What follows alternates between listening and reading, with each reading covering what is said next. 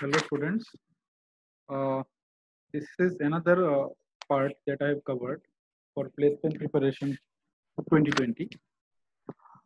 In this part, we're going to discuss about. I will discuss about mm, operators in C and C++. That, as we all know, that C and C++ is a rich has a rich set of operators, and various categories of operators are supported by C and C++, both the languages. All the operations on various kind of operators uh, supported in C as well as supported in C++ with same meaning. Okay, so meaning of the operator will be remain same in both the languages. Okay, let's move ahead. So at first that we will talk about arithmetic operator. Arithmetic operator also has two types of operators. Okay, we'll see. This is the list of arithmetic operators.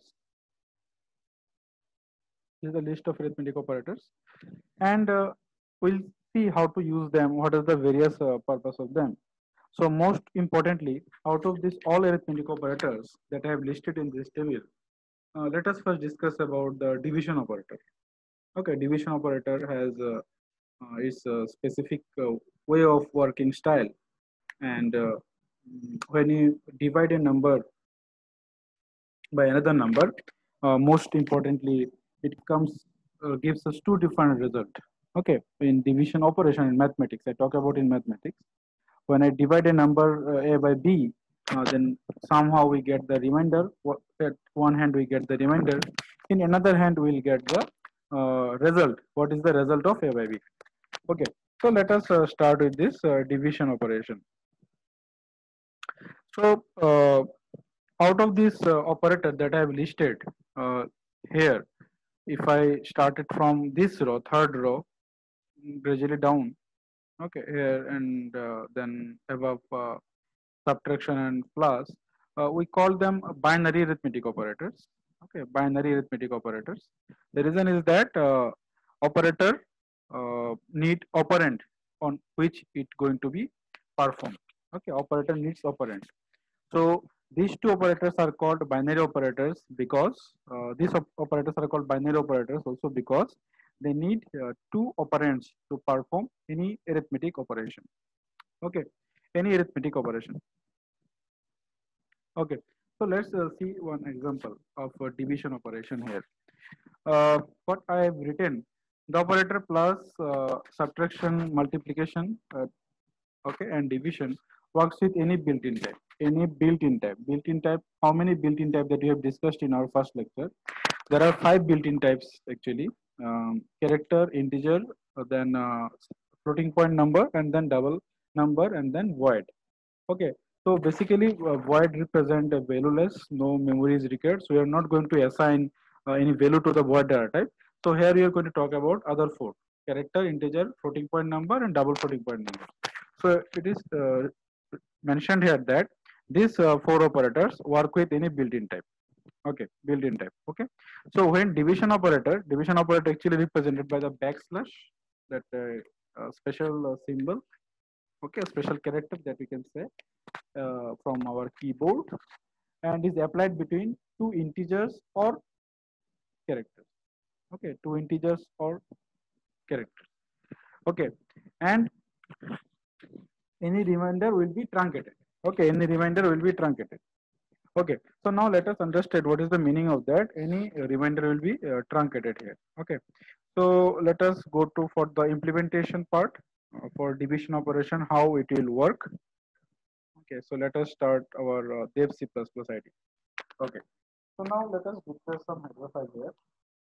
CSTDIO. Okay, so we're going to use the standard library here. Standard library. Main. So let us declare go with directly printf.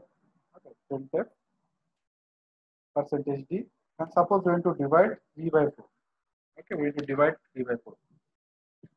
Okay, so let us understand how it is work.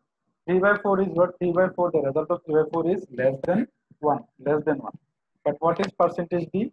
percentage D is a format specifier that we have used, okay, that we have used to convert an integer number to a formatted string of, okay, to display into output window. So what will happen in this case? Here 3 is an integer, 4 is an also integer, and when we use division operator between the two integer operand, we called it integer division. This is an example of integer division. Integer division. Okay. So most fundamental rule.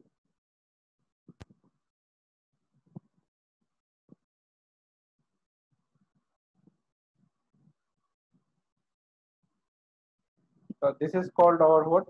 This is called our integer division, and most fundamental rule regarding integer division is that, okay, most fundamental rule is that in integer division, okay, in integer division, result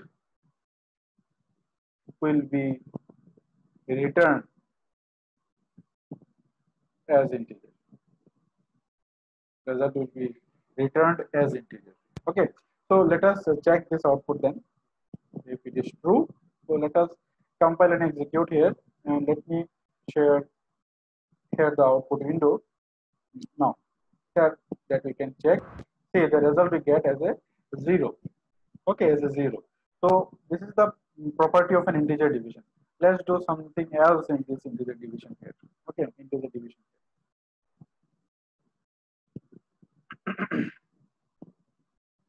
Okay, move further. So instead of percentage D, if we use percentage F here, can you expect that we get the result in a fraction, in a decimal point? Then execute. Okay, and then let us check the result here. Look at the result. We unable to retrieve the result. Okay, correct result. Always get the integer part. So this is the fundamental rule of integer division. When you divide an integer number by another integer number, result will be always in integer. Okay, always in integer. The remainder part will be truncated. This is the message was given into that note that I have displayed just few minutes back. Okay. So now let's move further. Let's move further. So now suppose that you want that fraction part.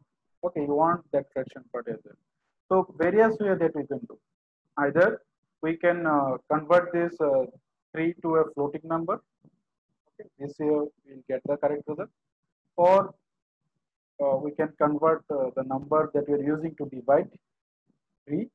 Any of these two, if we convert to a floating point number, okay, so double number, by default it is double in C++. Okay, if we use an app, then it will be floating point number. So, and then now if I compile it again, and if we check the output, now check here, output we get the exact result 0.750. Okay, so this is the most important point that I want to talk about it in a division operation. This division of rules is also applicable about the character division. Okay, because you all know that in a character type, for character, every character there is a ASCII value, which is a integer number. Okay, so internally it will be converted to integer division. So rules for character division and rules for integer division will be remain same. Remain same here. Okay.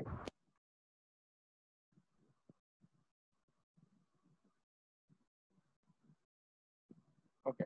Now let's move further into another topic. Okay. So this is the about this is about our what division operation. Okay. So now look at this here again. Let's take an example of character. Here two character I have declared. CH1 is represented as Z and CH2 represented as capital uppercase A. So capital uppercase Z represent ASCII value of 90 and capital A uppercase represent ASCII value of 65. So when we perform CH1 divided by CH2, what it will do actually?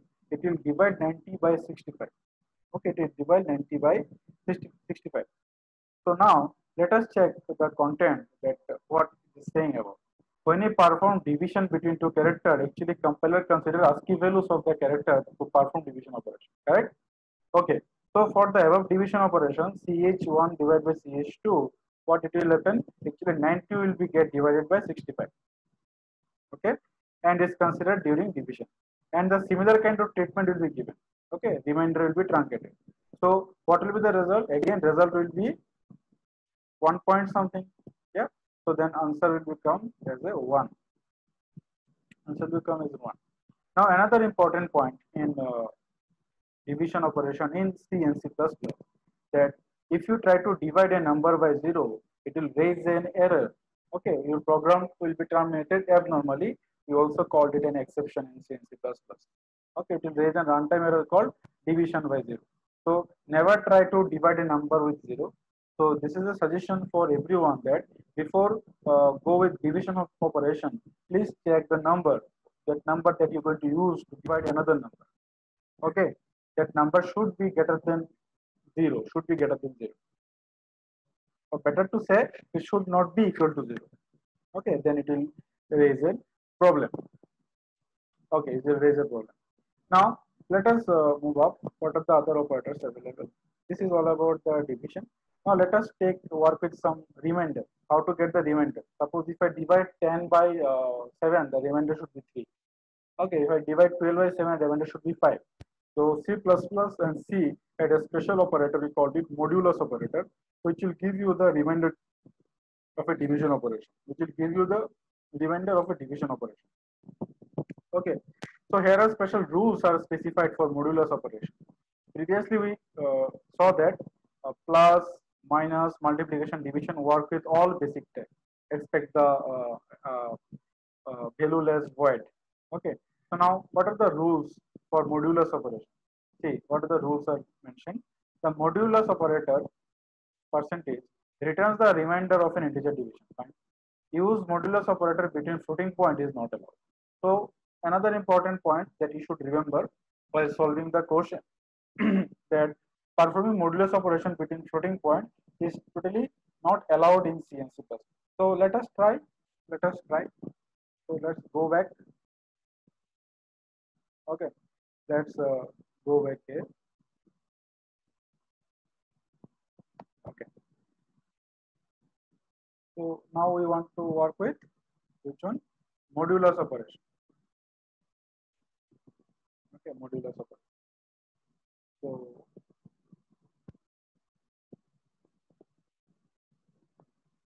okay. So let us declare some variable. A equal to 5, and then we have a number integer b equal to 3. So what we do, we'll try to do this thing. Printf integer. Okay, remainder will be an integer, percentage b, and we want what? We want 5 a by b. Yes, we want the result as 2 a by b. Sorry, a modulus b, percentage special character. Save it, and now let us compile it, and then check the output. So here we can check the output. We get the remainder here as 2. Okay. So this is the special property of this operator here. So it is only available with the integer. You cannot do with the floating point number. So let us check, can we perform the same thing with character or not.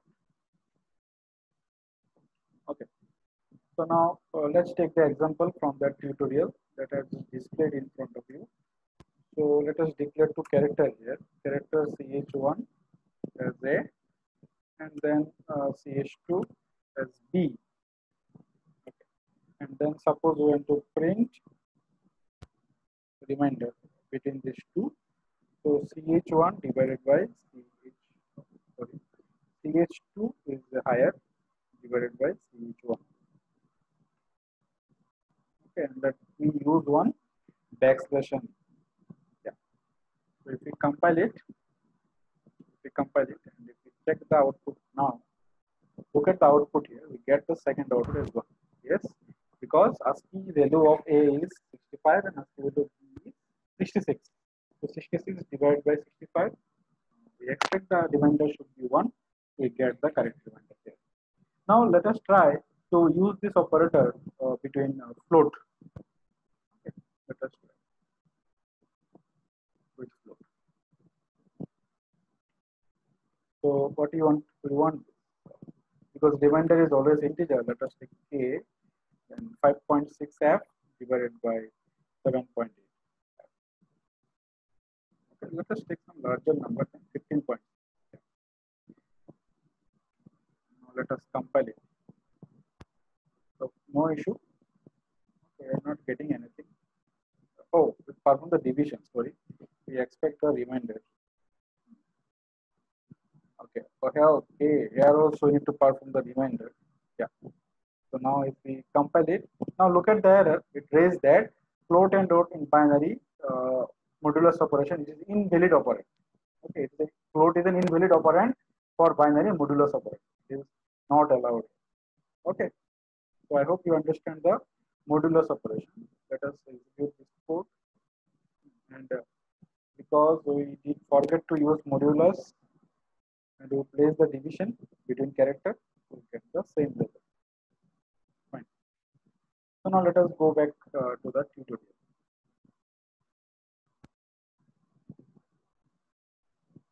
Okay. So I think we have clear with this modulus and division. And now let us check with the addition, subtraction, and multiplication. So there is no any special rule between for this arithmetic operation. You can use this operator and accept a mix of integer and floating numbers together. Okay, so there will be no issue. You can do addition between a floating and integer. You can perform multiplication between a float operand and a integer operand. So it is not compulsory that operand should be an integer. Okay. So out of the five basic arithmetic operators that we have discussed just now, these three operators, binary arithmetic operator, they work with all basic data types. Okay, so it should not consider the void. Okay, it works with all other basic data type. Character, you can go with integer. Similarly, you can go with floating point number. So there will be no issue. Okay, next, move further. Now we come with another flavor of arithmetic operator. We called it rather binary. Now it will move to unary. Okay, which act over only one operand. Okay, act over will one operand. So let us start with unary minus. Unary minus. Okay, what is the meaning of this unary minus? We are going to use same operator, subtract, okay, to represent unary minus. Now only difference is that instead of two operand, we will use only one operand. This is the reason we called it unary minus. Okay. Now let us understand what are the rules related to the unary minus. What are the rules related to unary minus? What is unary minus? The unary minus multiplies its operand value, okay, or you can say operand by minus 1. Okay, so look at this example. What is the value of A? Value of A is 90. Okay, and then what it will do?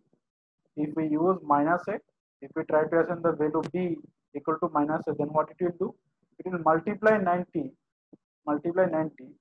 by minus 1. It will multiply 90 by minus 1.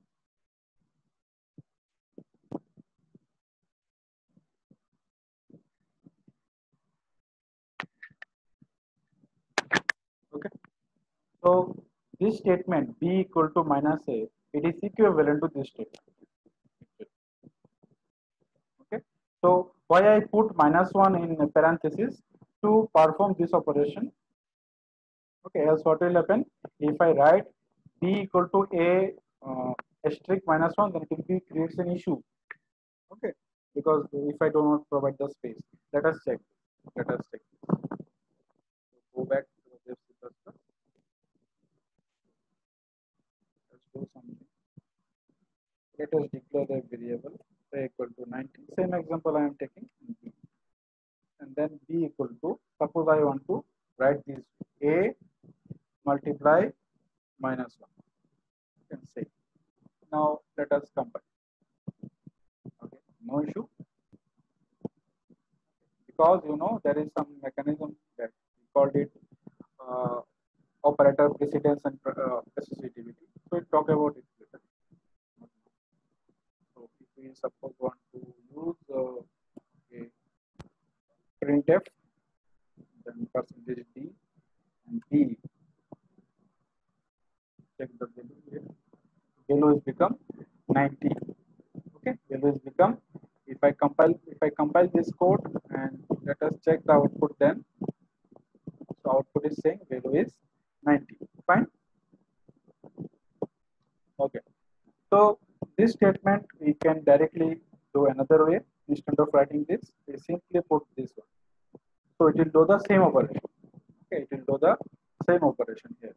It will multiply the operand by minus 1. Multiply the operand by minus 1. Where we get the value is 90 minus 90.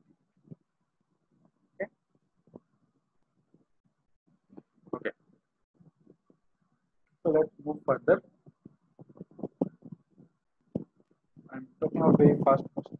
Now we'll talk about increment and decrement. Okay, if I go up, there is another set of unary arithmetic operator. Unary minus is there, unary plus is there. Unary plus is also you can do represent the plus symbol for a positive number. And then we also have another two special kind of operator, increment and decrement. What increment will do? Increment will increment the value of its operand by 1, and decrement will reduce the value of its operand by 1. Okay. So increment and decrement comes with two different flavors. Let us keep scrolling and let us check. Okay. Here is increment and decrement. Yeah. What does this do? I just told you that CNC process includes two useful operators to increment and decrement a value of operand by 1. The increment operator adds 1 to its operand, and decrement operator 2 represents by 2 minus symbol subtracts 1 from its operand. Okay, so it means that say the value this statement x equal to x plus 1 is same as x plus 1. So what this above statement will do? Above statement will add 1 with the value of x and save it to the x. Okay, so similarly, if I write x plus plus, what it will do? It will increment the value of x by 1. Okay, and the statement x equal to x minus 1 will do the same job as x minus minus. Okay, so what it will do? It will decrement the value of x by 1. Here, the example that I have discussed, is both the example are called postfix operation. Okay, postfix operation. In C and C++, increment decrement operator comes in two different flavors. One, it will be preceded the operand, it will be prefix. If it is followed the operand, then it will be postfix. So look at the example. It is followed the operand. So this both cases are the postfix. And if we follow this style, and this style, it is what operator is preceded. Okay, operator is preceded to the operand, so we call them prefix. Okay, prefix decrement if it is minus minus, prefix increment if it is plus plus. Okay, so now let us explain these two operator here, two different version of prefix and postfix. Sorry, increment and decrement. Okay, with certain examples, and then we'll solve with discuss with some other issue, how to solve if an arithmetic expression has multiple type of operators there, multiple arithmetic operators, how to solve them. Okay, so let us go back to the Dev C++.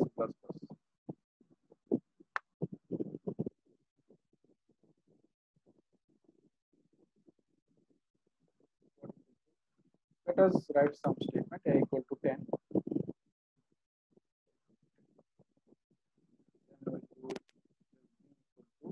Also 10. Equal to also 10. Next, what we are going to do? Integer c equal to a plus plus plus b plus plus. Okay. So what we have used here, this is called postfix version, right? Postfix increment. Postfix increment. Okay. Postfix increment. So let me use a simple statement for you. Then we'll talk about this complicated one after some time. Here c equal to a plus plus, fine. Okay, what is called postfix increment? So let us first understand the rules in the postfix.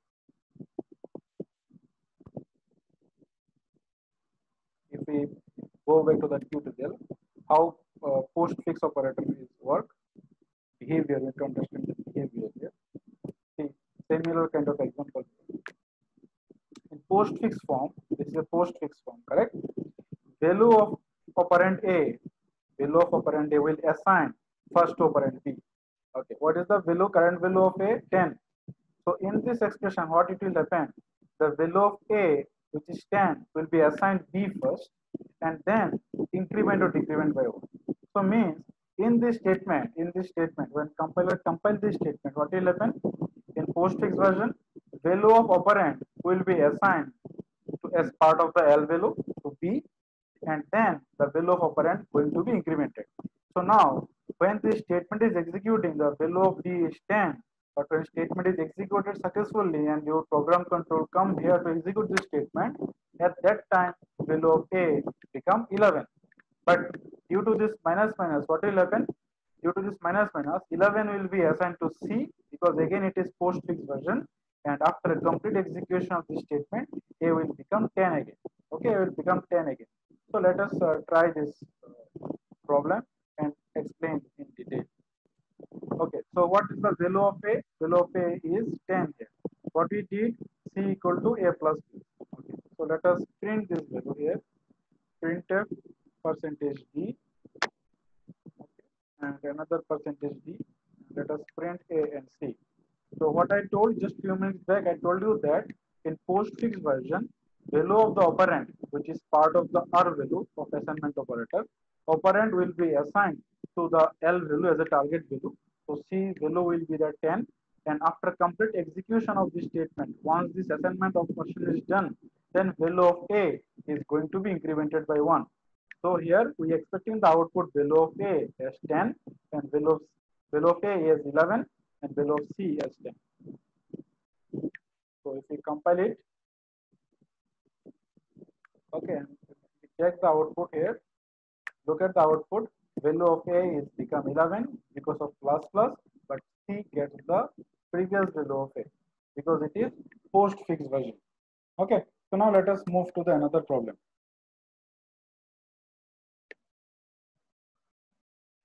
Move with another problem. Okay, so next, suppose we want to try to do this same example again. Yeah, just declare B. What you going to do? B equal to, okay, B equal to A minus 1. Okay, so here A, after this statement, A is 11 and C is 10. Okay, so here A is 11. So it is again postfix version. So first operand value will be assigned to B. So B is getting what value? 11. And after execution of this statement, A will become 10 reduced by minus 1. So if we print this output, then A percentage D again, A, C and B. C is what? 10, B is 11 and A is 10. So let us execute. Here you can check the output. Yeah, the output tells us the same story. Value of A going to be back to its old value. C get its the old value. A get incremented to 1, 11. 11 assigned to B, and A gets incremented by 1 to 10. Okay. So I hope you understand this postfix version. Now let us discuss about prefix version.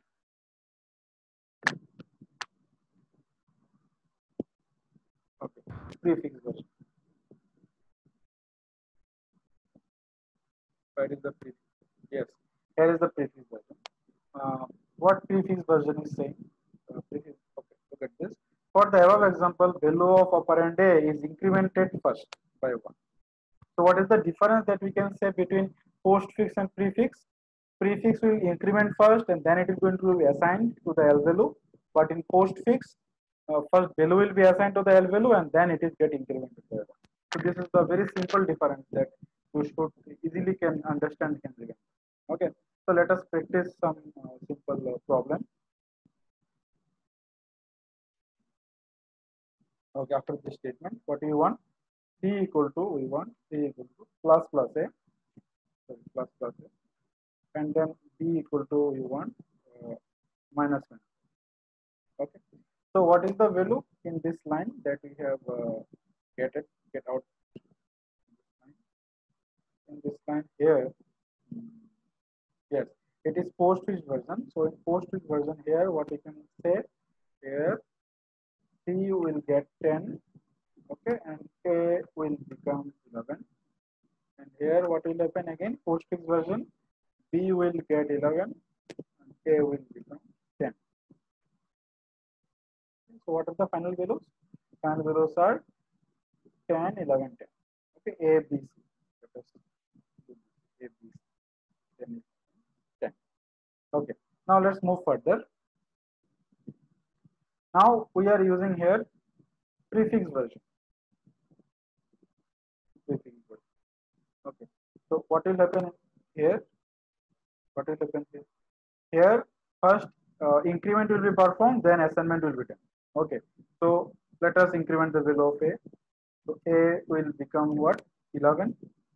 So C will also become 11. And then here decrement. So first decrement will be performed, then it will be assigned. So A will become 10, and then B will also get the decremented value 10. So now let us print this. Let us check that our theory is clear or not. Save. Let us compile it. And now check the output. What is the value that we have written? We have written the value of C is 10. Okay, C is 10. The first statement. And A is 10. Okay, A is 10. And B is 11. Okay, got it. Correct. And the next statement we have written A equal to 10. Fine. B also equal to 10. Fine. And C is 11. Got it. Correct. So I hope the idea is clear here. The idea is clear. So here I have explained all the arithmetic operators. And now let us, in the next part of the video, we'll discuss about another set of operators. Okay, another rules of the operator, precedence, sensitivity, and we'll talk about in the next video relational and logical operator together. Okay, thank you then.